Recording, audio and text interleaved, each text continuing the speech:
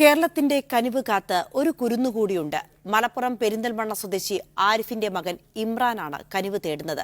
കണ്ണൂർ മാട്ടൂരിലെ മുഹമ്മദിനെ പോലെ spinal muscular atrophy ബാധിതനായ ഇമ്രാനും ഒരു ഡോസ് മരുന്നിന് വേണ്ടത് 18 കോടി രൂപയാണ്. 6 മാസമാണ് ഇമ്രാന്റെ പ്രായം. കഴിഞ്ഞ 3 മാസമായി വേദന തിന്ന് കോഴിക്കോട് മെഡിക്കൽ കോളേജിലെ മാതൃശിശു സംരക്ഷണ കേന്ദ്രത്തിൽ ഒന്നിളകാൻ പോലുമാകാതെ വെന്റിലേറ്ററിലാണ് ഇമ്രാന്റെ ജീവിതം. ലോകത്തിലെ ഏറ്റവും വില കൂടിയ ജീവൻ രക്ഷാ മരുന്നായ 18 കോടി രൂപയുടെ മരുന്ന് തന്നെയാണ് ഇമ്രാനും വേണ്ടത്. രോഗം സങ്കീർണമാകുന്നത് ഇമ്രാന്റെ മരണത്തിലേക്കോ ചലനശേഷി നഷ്ടപ്പെടുന്നതിലേക്കോ നയിക്കും. ജനിച്ച് ഒരു 15 ദിവസം കഴിഞ്ഞപ്പോൾ കുട്ടിക്ക് ഈ ഇടത്തേക്ക് അനക്കാനൊരു ബുദ്ധിമുട്ട് വന്നു. അനക്കുന്നുണ്ട്, എടുത്ത് ഉയർത്താനൊരു ബുദ്ധിമുട്ട് വന്നു.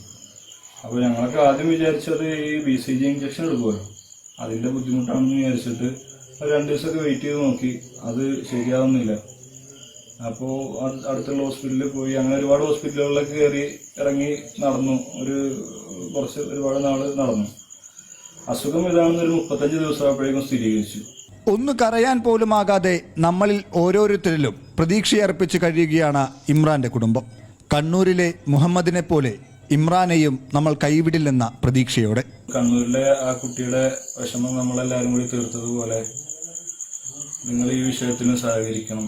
ഈ പിഞ്ചു കുഞ്ഞ് ജീവിതത്തിലേക്ക് മടങ്ങാൻ ഈ നാട് കൈകോർക്കുക തന്നെ വേണം. ഈ കുട്ടിയെ നമുക്ക് സഹായിക്കണം.